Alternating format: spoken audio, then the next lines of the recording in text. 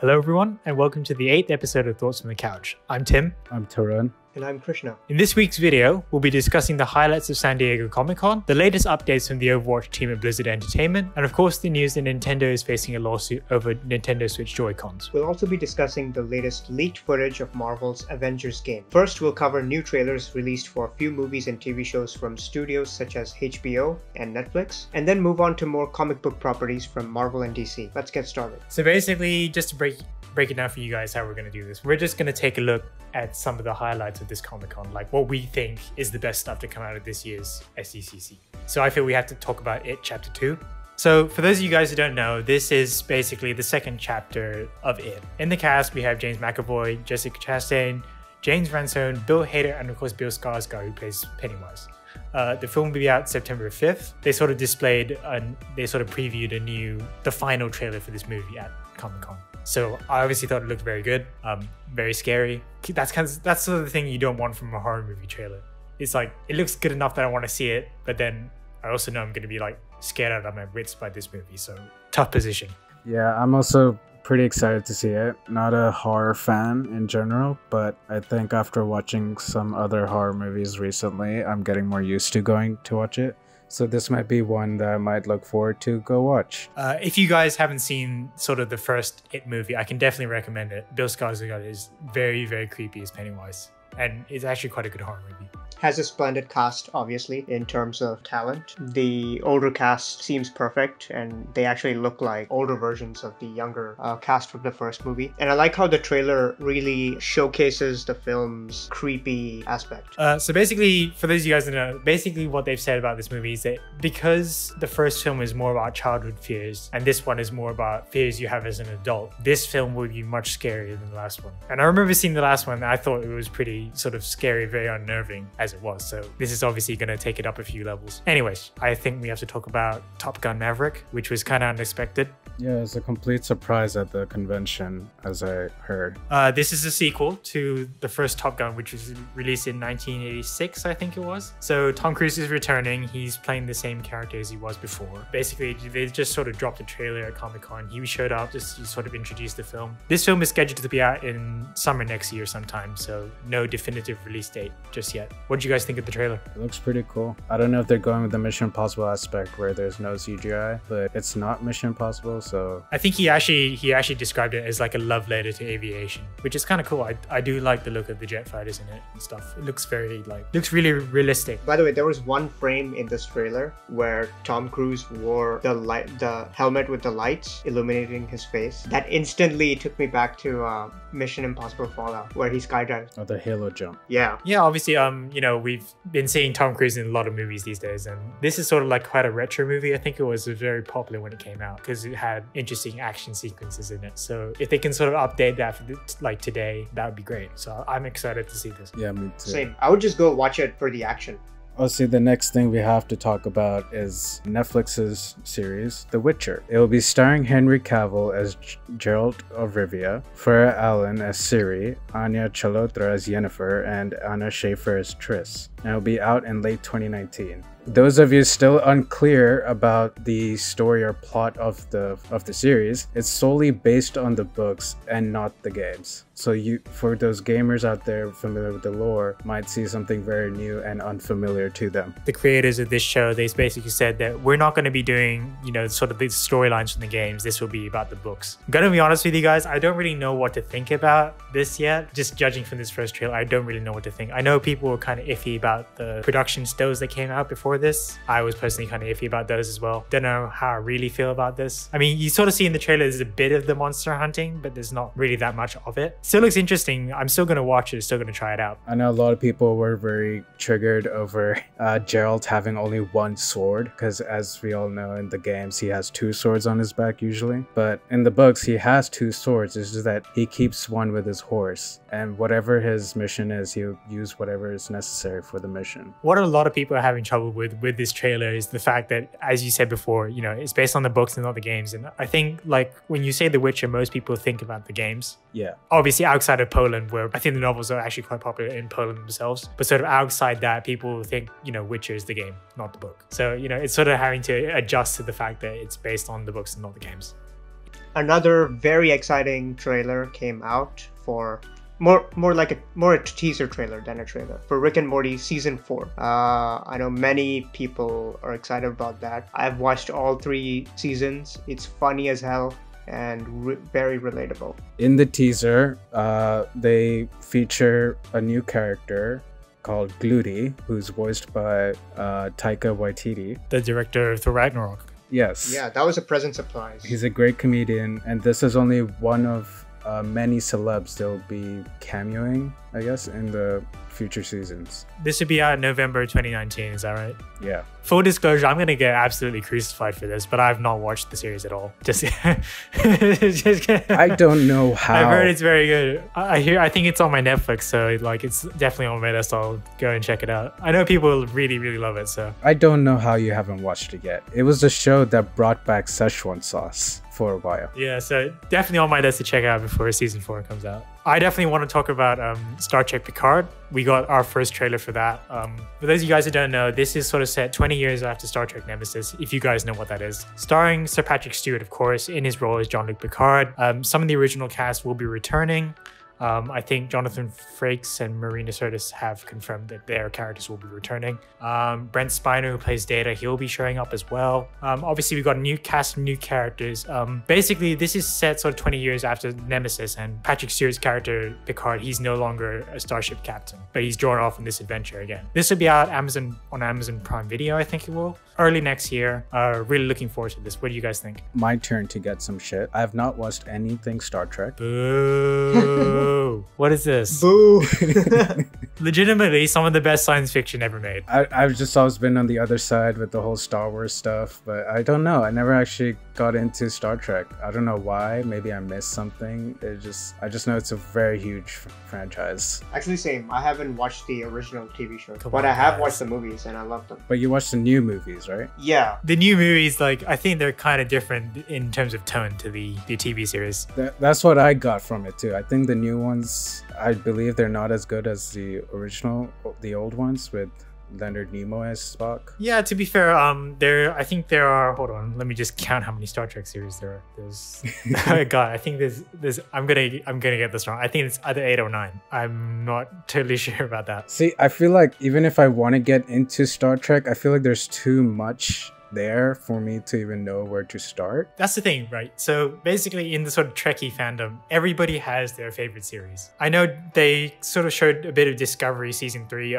Discovery is the latest one to come out. Still kind of people don't really like that one, I don't think.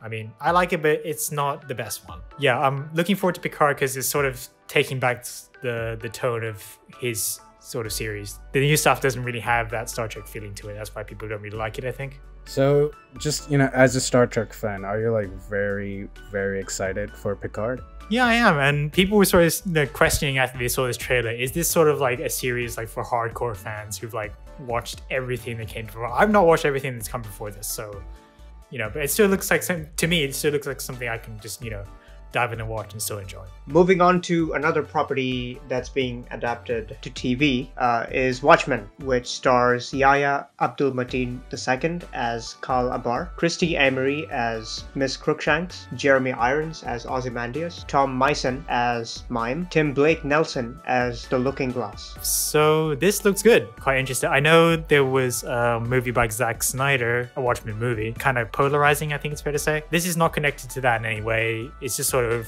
a reinterpretation of Watchmen. It's going to be a TV series, not a movie, so I think it's out this year, is it? October 2019, yes. That's pretty soon. I especially like the sort of music they had in the trailer. I think it's David Bowie, Life on Mars, is that right? Yeah, so really, really like that. The final shot of Dr. Manhattan picking up the Dr. Manhattan mask, love that. It's got that kind of, HBO production value, which you can tell is always very high, so. And it seems very inspired story-wise. Yeah. It looks amazing. I'm really excited for it.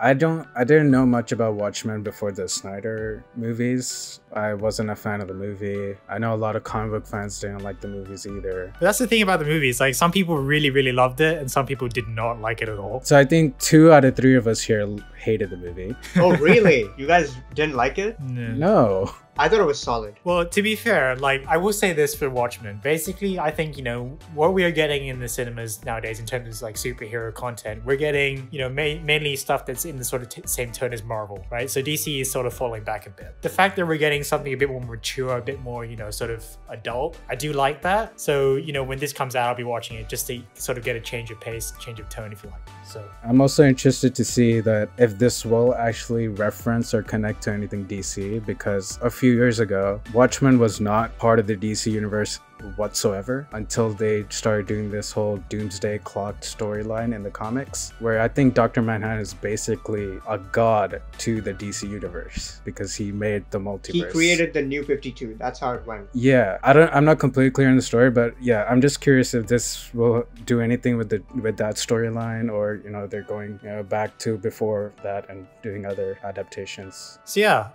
anyways, speaking of HBO properties, we do have to talk about Westworld, which is awesome. Basically what they did was they released a trailer for season 3 at San Diego Comic-Con. So this is Evan Rachel Wood, Thandie Newton, Jeffrey Wright, Ed Harris, James Marsden, Anthony Hopkins, Tessa Thompson, and of course Jimmy Simpson. You guys fans of Westworld? Yes. Haven't watched it, but it looks good. Boo. Oh man, you know, I keep recommending this show to you. It is so good. And the best thing about this trailer was I was watching it and I'm so confused about what's going on. I'm kind of like, yeah, but that's, you know, that's basically what Westworld does. It's just very confusing in general, but still love it. Yeah. So we expect to see it in 2020. Yeah.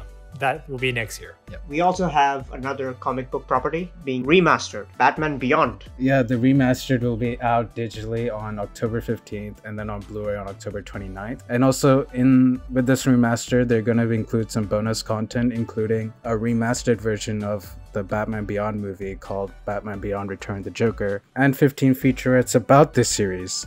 I love this. Batman Beyond is a really unique Batman story. It has a very different type of origin story. Terry McGinnis is the Batman, and he's mentored by an older Bruce Wayne, and he becomes Batman to sort of redeem himself from bad things he's done. Oh yeah, I'm kind of looking forward to this. I don't think I've ever watched the full series. I've seen a few episodes. I think I did quite like it. So like future Batman it's got a nice vibe to it, I think. I've rewatched it a few times. I think it started as a TV show. Like, it was not a comic book adaptation or anything. Just like Harley Quinn was made in the animated show for Batman, this is also just made from, you know, their original property, which is adapted as a comic book because it's so good. And also, I think briefly they brought Batman Beyond, Terry McGinnis, into Justice League Animated. Yeah, they did, as a time travel episode. The thing that's so intriguing about this is that we can say whatever we like about, you know, DC live action movies, but you know, when it comes to animated movies, like DC is like leagues ahead of Marvel.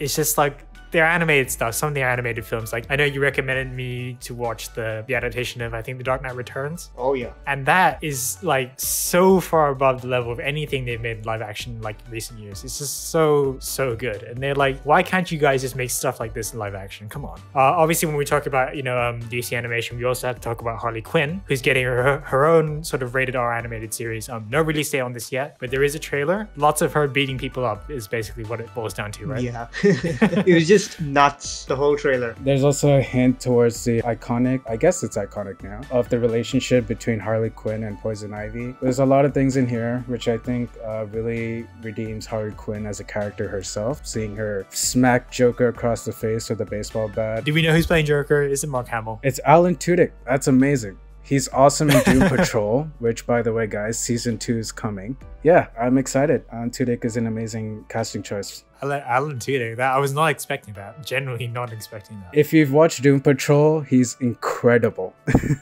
That's talent, that is. He's been doing voice acting for us. Who else has he voiced? He's done K2SO in Rogue One, the robot. And for those of you guys who may be fans of the iZombie series, we have Rahul Kohli voicing Scarecrow. Kayla Kuko's voicing Harley Quinn. As in from Big Bang Theory. Yeah. Whoa, okay. I like that they're doing R-rated stuff. That's nice. Anyways, of course, since we're talking superheroes, superheroes, we do have to talk about what Marvel announced. Marvel just dropped like a whole ton of stuff on us. We're talking films, TV shows, you know. Yeah, we do need to break that down. Let's start with Black Widow.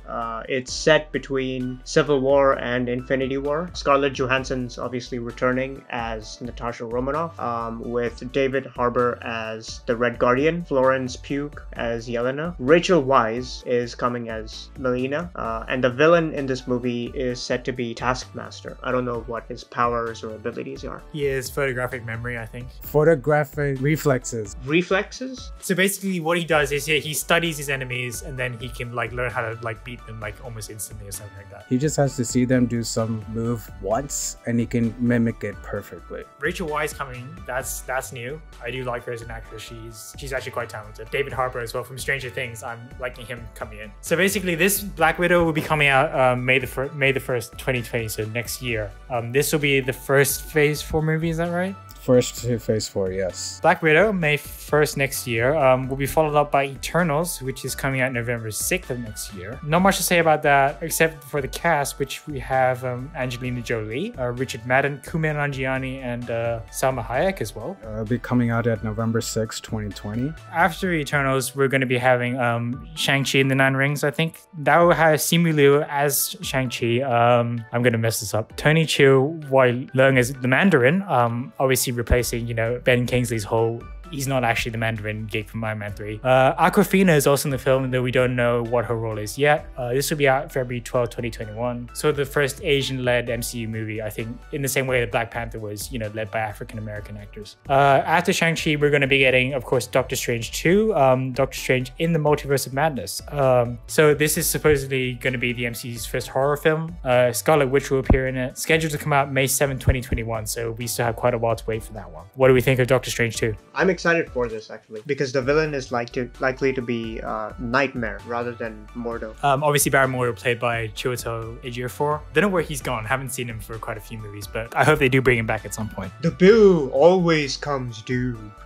But I do like Doctor Strange, especially for the effects. And of course, Benedict Cumberbatch is amazing. Yeah, also excited by the reports that this will possibly be the MCU's first horror film. I know they promised for the first Doctor Strange, but I really think they'll come through this time. With the appearance of Scarlet Witch, possibly to set up WandaVision, which we'll mention later on, possibly explain the return of Vision post-Endgame, which probably has something to do with the multiverse. Yeah, so scheduled after Doctor Strange 2 will actually be the fourth Thor movie.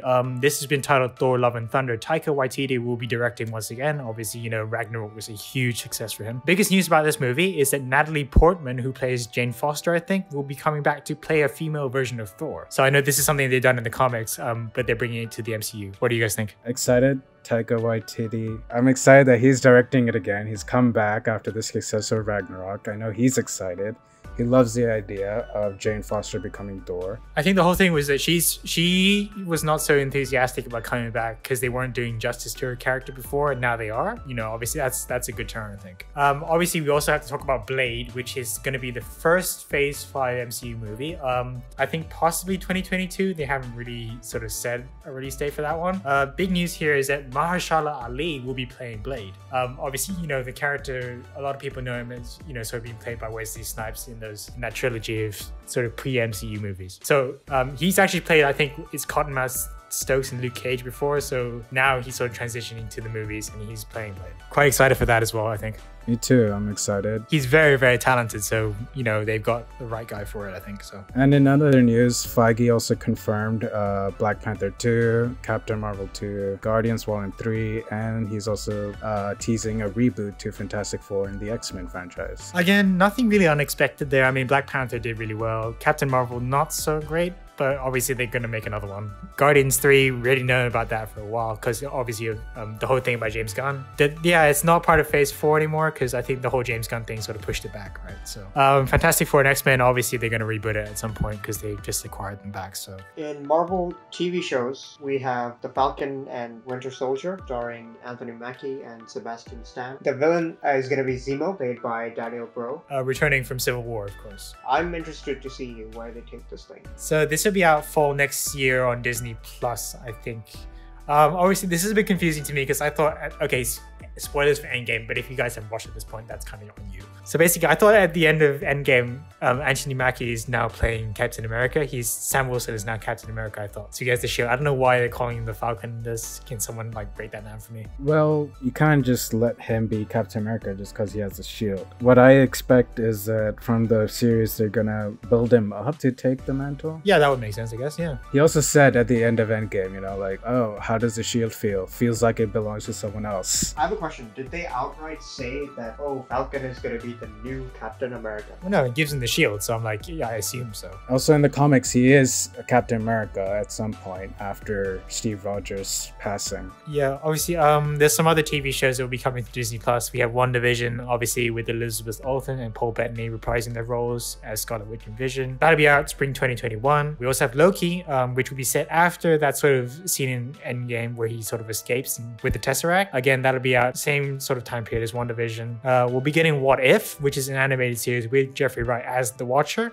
Again, summer 2021, so a bit after WandaVision and Loki. And they'll be having all the original cast members from previous MCU movies to reprise their roles as voice actors in the show. The most surprising news out of the San Diego Comic-Con Marvel TV segment is Hawkeye will also be getting a show, with Jeremy Renner set to come back as Hawkeye, and Kate Bishop will be making her debut in that show, and also be covering Hawkeye's time as Ronin. It's unclear if Hawkeye will be a series regular because speculations point to Kate Bishop taking the mantle to continue the show, and set to be released in fall 2021. So was it in Endgame that they actually introduced Kate Bishop? No. Yes? No. No. Okay, wait, I'm sorry. Because in the beginning of Endgame, it's him with his daughter, and his daughter is like an archer as well, so... So I don't know, because they said they haven't confirmed the casting for Kate Bishop yet, so we have no idea who's going to take that role.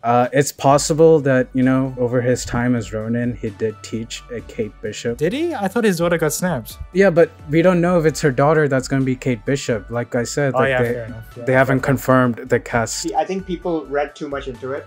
They thought he was training his daughter to take up the mantle. No, this show sounds interesting to me, especially I want to see more of his time as Ronin, because obviously we didn't get much of that in Endgame. He's just sort of in Japan, and then he leaves Japan. So the scene was like, what, 2 minutes long? We want to see more of that. I'd be interested in that, just him beating up the Japanese Yakuza. While we're talking about Marvel, let's move on to next year's Avengers game. The game, which is scheduled to be released on May 15, 2020 for PS4, Xbox One, PC, and Stadia. It's the latest game being made by Crystal Dynamics, the studio behind the Tomb Raider reboot trilogy. It will be based on the Avengers, of course, and will be playable both offline and online, with the studio teasing characters from the Avengers lineup such as Ant-Man for future free content releases. The game's creators also unveiled a video showcasing alpha gameplay at SDCC, exclusively for people attending the conference. Of course, the footage has since been leaked online on YouTube, so it can be viewed now. The footage showcases gameplay for Thor, Iron Man, the Hulk, and Captain America, while also teasing the future appearance of the superhero Miss Marvel, with a character resembling Kamala Khan making a short appearance near the end of the video. So what do you guys think? I'm just gonna put this out there. It's a little bit hard to tell because obviously all the footage we have is sort of from people's camera phones and they're kind of trying to hide them. Because I think certain panels in SDCC you're not allowed to take video. Especially the Marvel ones. Yeah. So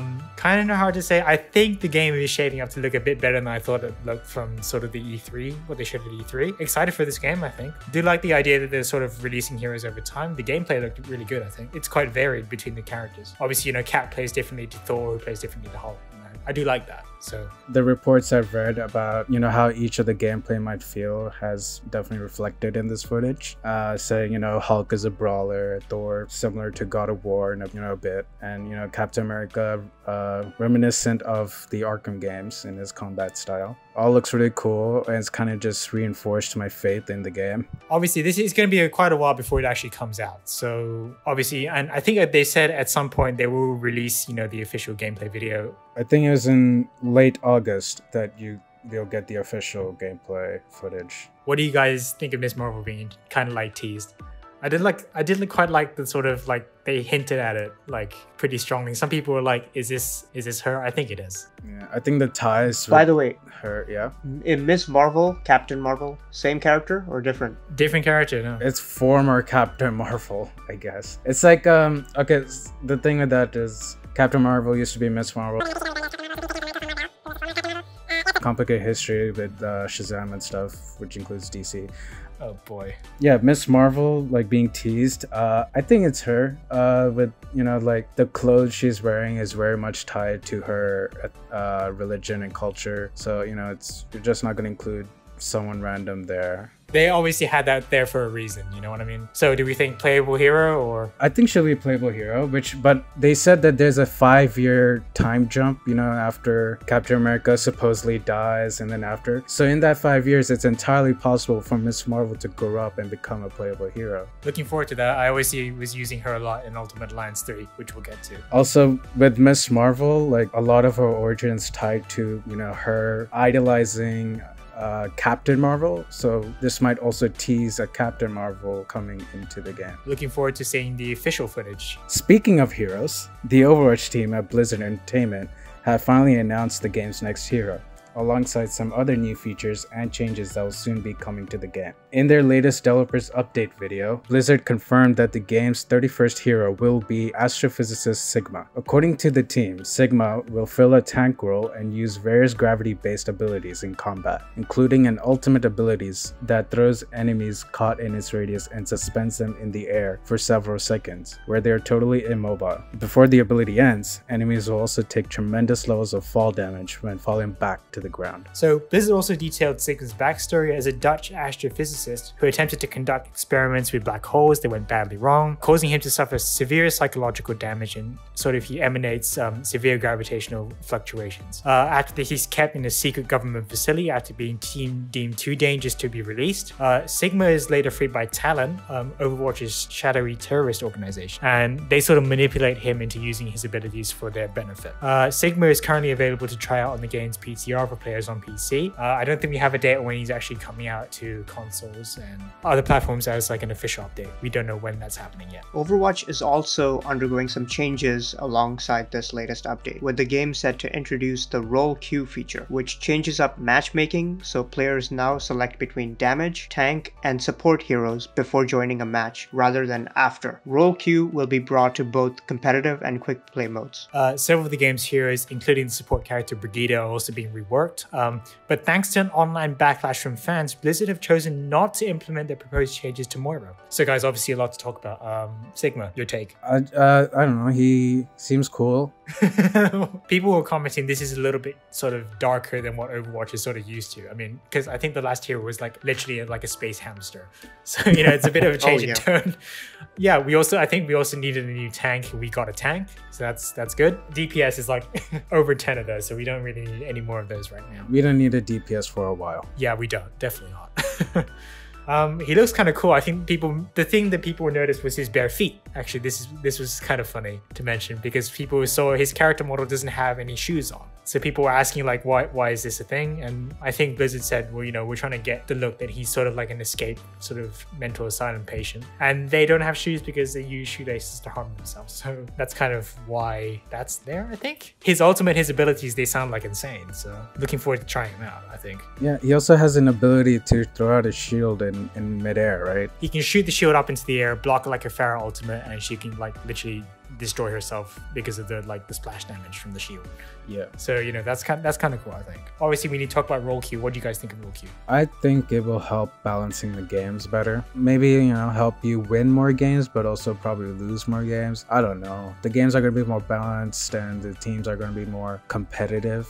So basically, what we have is that it's coming to both quick play and competitive. Basically, you're going to be limited to 2 DPS, 2 tank, 2 support per game, and you have to select your role before you join a match. Obviously, there's the whole thing, like you said, it's going to rebalance the game, make it so it's not just 5 DPS and 1 support, which is quite common as I play. So that's good, but at the same time, I think some people have raised concerns that it cuts the amount of ways you can experiment with the game, experiment with team compositions. Obviously, the big thing is they're trying to break the whole 3 tanks, 3 supports, which is kind of unstoppable. But they're bringing it to quick play, which is kind of surprising to me. I thought okay, competitive, sure, but quick play, that's unusual. I'm going to reserve judgment and role queue until I tried it out. Okay. Let's move on to our weekly review roundup. This week, The Lion King, The Current War, and Marvel Ultimate Alliance 3. Lion King. I know some people thought it was an okay movie, but no, it's a complete rip-off of the original. I understand it's just a live action adaptation of the original, but please try to be a bit more original than adapting and copy pasting everything from that movie and just remastering it. I don't get it. They did fine with Aladdin and Beauty and the Beast. And at least they were a bit more original with their adaptation. This one doesn't even try to, go a bit out there, make it different, their own. I think okay, so just as a side note, Aladdin has actually crossed $1 billion at the box office. So I think it's the first sort of Disney reboots to do that. Was the music any good? Because here's the thing, right? I was reading online about The Lion King that they took out Be Prepared, which is obviously, Scar's sort of villain song. They took that out. They didn't really take it out. What they did was they changed it. The part where he would, be prepared to take over the Pride Lands, whatever. Instead, it's like he's trying to get himself elected to be the head of the hyenas so that he could lead them to take over Pride Lands. Which is a change from, of course, the anime movie where he's imposing his order over them. Yeah. Yes, Chiwetel Ejiofor. He does a fine job as Scar. The only problem is in the writing, where Scar comes off more desperate than intimidating, which I said in my review. And it's kind of frustrating because Scar is a really cool villain and he's not really done justice in this. So basically just a blatant ripoff. Music was okay, I think you said. Music is okay. The music is okay. Hans Zimmer does a good job, remastering those. So definitely don't go watch it because the original is better. Yeah, because even in the music sections, the visuals, with the animation, you had so much fun with colors, visuals. You had animals standing on animals. But in the live action, since it's so grounded to reality, you don't have any of that. So it just looks really dull. Yeah, okay. Moving on. The Current War. Of course, this is a film starring Benedict Cumberbatch, Michael Shannon, of course, and Nicholas Hoult. Supposedly a really fascinating story they had to tell. Don't really do it justice. The camera work, the cinematography is kind of all over the place. At times it sort of feel like, obviously there's a team of cinematographers behind this movie. And it feels like each one of them, they're trying to beat the other guys to see who can have the most, complex secrets. And at times it just sort of feels so unnecessary that they're trying to do this. It's like, guys, sometimes you just have to do stuff more simple. You just have simple shots, don't overdo it. Obviously, it's like an art, and don't ever, be more complex than you need to be just for the sake of being complex. So this film has a problem with that. Benedict Cumberbatch, Michael Shannon, they're, obviously very good actors, but in this film, they sort of feel like that you're just doing, their standard stuff. They're not adding sort of any embellishments to it. You guys know what I mean when I say Benedict Cumberbatch has that performance he does, and he just adds onto it some signature stuff. You guys know what I mean? This is sort of his base. He's just doing his base performance. He's not adding anything onto that. I can't really recommend it unless you guys are super interested. Nicholas Hoult is really good at Tesla, but he's not in the movie a lot. Kind of disappointed with that one. I thought it'd be much better than it was. Okay, Marvel Ultimate Alliance 3. First question I think a lot of people have on their minds is it as good as Marvel Ultimate Alliance 1 or Marvel Ultimate Alliance 2? Short answer, no. Combat is better, story is not as good though. That's what I would say about that. This game has a problem that it feels too much like the MCU. So obviously we have a lot of MCU stuff, in the cinemas all the time pretty much. Basically every level of pop culture you find the MCU. The reason why I didn't really like this game is because it doesn't try to be something else. It's very clearly inspired by the MCU. All the locations you visit, I think the MCU has visited. All the characters, you can kind of see they have MCU analogs. So basically what it boils down to is they try to remake the Infinity War sort of endgame arc, put it into a video game, and then awkwardly shoehorn in the X-Men and the Inhumans and other characters. It's not really original. What I would like to have seen them do is sort of adapt a different storyline. This is just them adapting a storyline because it happens to be very popular at the moment. This is like The Lion King all over again. I like the visual style and the combat is really fun, but at the same time, it doesn't make a sort of name for itself. It's not very original. And I was sort of thinking back to Ultimate Alliance 1 where it's sort of it had this original story. Obviously at that time, Iron Man had just come out. MCU wasn't as big as it was. But this really disappointed me because I thought, it was gonna sort of take Marvel in a different direction, but it doesn't really do that. All sorts of problems with the voice acting because they don't sound like the MCU counterparts. Especially Thanos. Thanos is particularly bad for me because it doesn't sound like Josh Brolin at all. Is it off because they're trying too hard to be the MCU, or is it off because you're just used to the MCU? Bit of both, I think, to be honest. Okay, so you're a bit biased for the voice acting because of the MCU, but also because they don't really make it their own? I think it's the bias is kind of unconscious. Also, this game has makes you manage is like a ton of stats, and that's just like, whoa, okay. You know, sometimes you just overdo it with the stats. It's like something that happens to games sometimes, so this is victim to that. If you don't like playing around with stats, you're gonna have a hard time with this game. So obviously the combat is still really good, so if you guys like the combat of the original games, you can sort of get it on your Switch and play this game. But otherwise, the story's not so great, it's not very original. Too many stats. Ultimately, kind of a disappointment for me. Anyways, that's all for this week. As always, you can follow us on Twitter and Instagram in the links below, so you get notified whenever we post new content. And make sure you check out our website, presso2couch.com, for the full versions of the reviews we write. Until next week, bye-bye. Bye.